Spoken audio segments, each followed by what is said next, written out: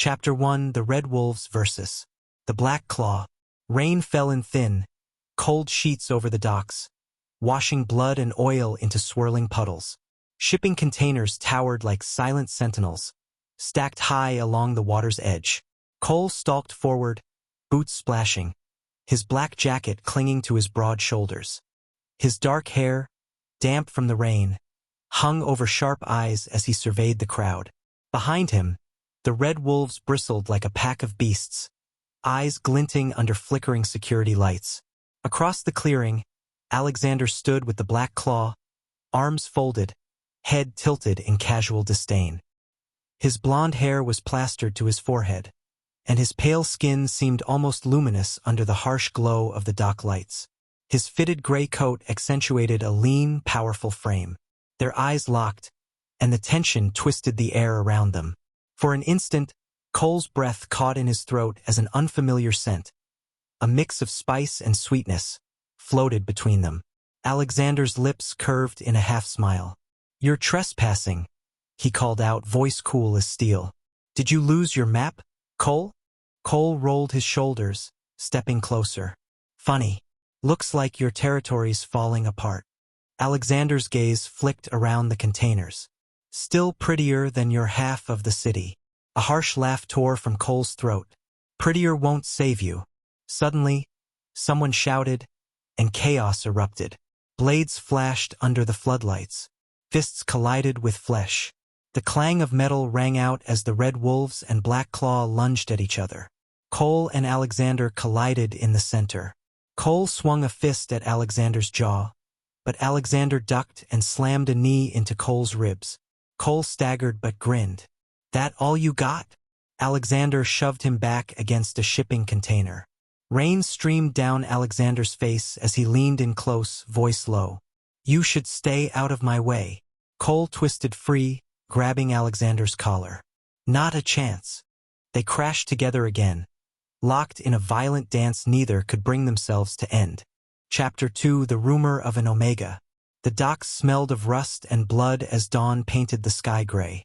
Police sirens wailed in the distance while the red wolves slipped away into the shadows.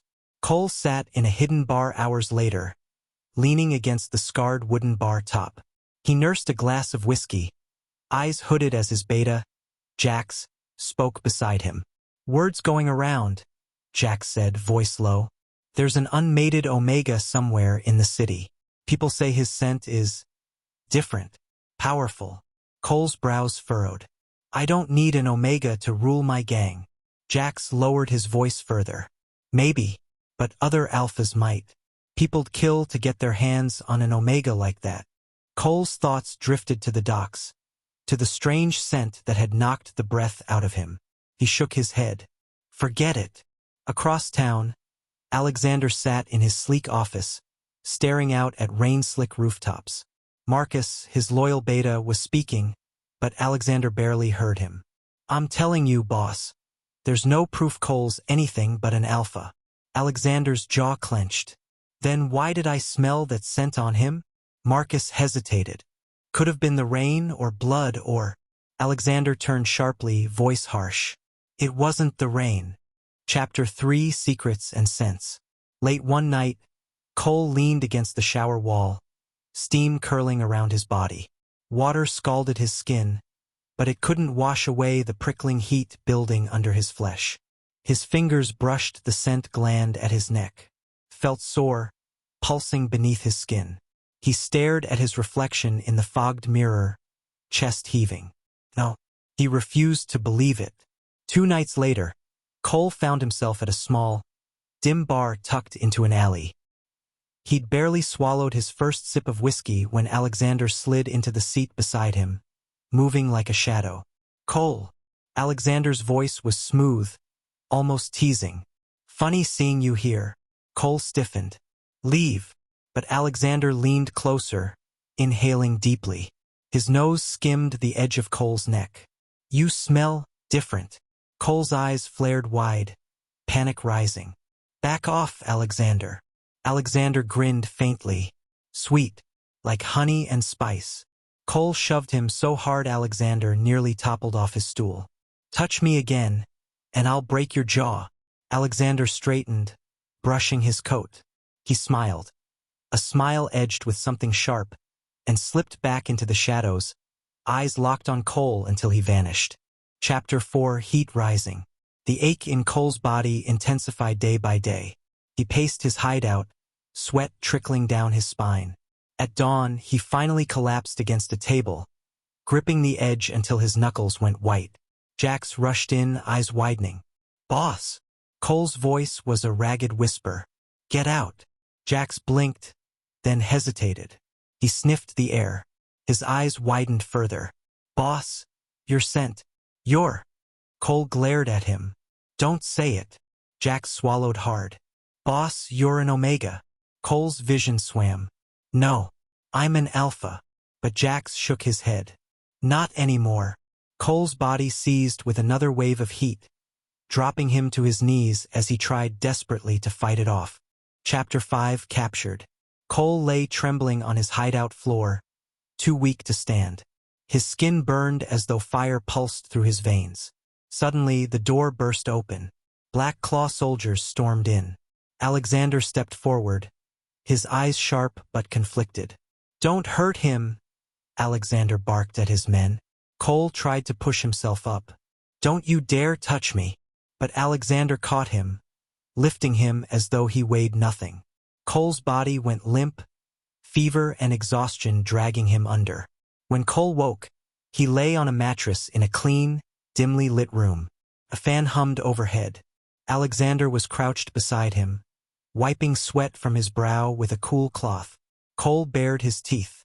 "Let me go." Alexander ignored the threat. "Why didn't you tell anyone you're an Omega?" Cole's voice cracked. "Because I refuse to be claimed, especially by you." Alexander paused, fingers still against Cole's temple. His voice dropped to a whisper. "I'd never force you." Cole turned his face away, shaking. But when Alexander's fingers brushed through his hair, Cole couldn't suppress a shiver. Chapter 6: Guarded Feelings. For days, Alexander kept Cole under strict watch. Suppressants kept Cole's heat at bay, but his body still ached with exhaustion. Late one evening, Alexander brought a steaming bowl of soup. He placed it in Cole's hands. Cole frowned. "You're feeding your prisoner now?" Alexander sighed. "Stop calling yourself my prisoner." "Then what am I?" Alexander hesitated, then quietly said, "Someone I don't want to lose." Cole stared at him, stunned. That night, Cole whispered his truth into the darkness. "I took over the Red Wolves because I was tired of seeing Omegas trafficked.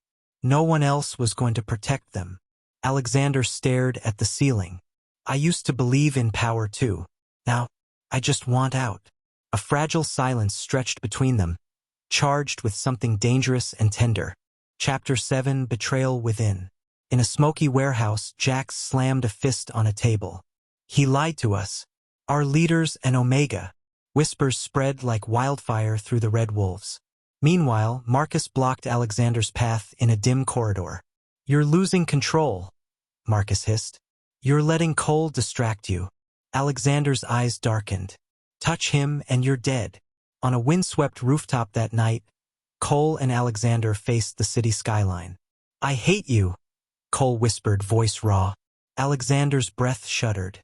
"I know, but I'd still protect you." Cole blinked, throat tightening. Chapter 8: Blood and Confession. Jax's betrayal exploded into violence. The Red Wolves turned on each other in a savage melee. Cole fought Jax's men, teeth bared. Alexander stormed in, shoving his way through chaos to Cole's side. "Stay behind me," Alexander yelled, parrying a knife swipe. Cole ignored him, fighting shoulder to shoulder with Alexander. When the last attacker fell, Cole was shaking, blood dripping down his cheek. Alexander stepped closer, breathing hard. He touched Cole's face gently. "You're mine," he murmured. Cole glared at him, eyes shining with unshed tears. "I hate how much I want you."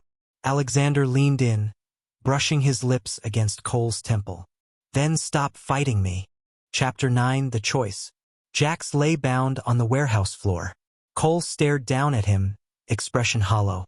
"I trusted you," Jax snarled. You're an Omega. You were never fit to lead. Alexander stepped up beside Cole, placing a steady hand on his shoulder. We can end this. Together. Cole shook his head. I can't. The wolves, the claw, they'll never accept. Alexander squeezed his hand. Let's unite them. For the Omegas. For everyone. I'll stand beside you as your equal. Not your alpha. Cole's throat worked as he fought back tears. Then, slowly, he reached out and took Alexander's hand. Chapter 10 Peace After War. 6 months later, the streets were quieter than they'd been in years. Cole and Alexander stood at the head of a long conference table in a sleek office overlooking the city. Both wore matching silver rings, symbols not of ownership, but unity. A roomful of ex-Wolves and ex-Claw members listened as Cole spoke. No more trafficking. No more Omegas as pawns. We build something new, or we burn it all down. Alexander smiled faintly. Preferably not the burning part. That night, on Alexander's balcony, the breeze tousled Cole's dark hair as neon signs glowed far below. Cole rested his head on Alexander's shoulder. I never thought loving you was possible. Alexander pressed a gentle kiss to his temple. Enemies or not, you were always mine. Cole exhaled, eyes closing as he leaned closer. What once bound them through blood and violence now held them together with something far more powerful, love.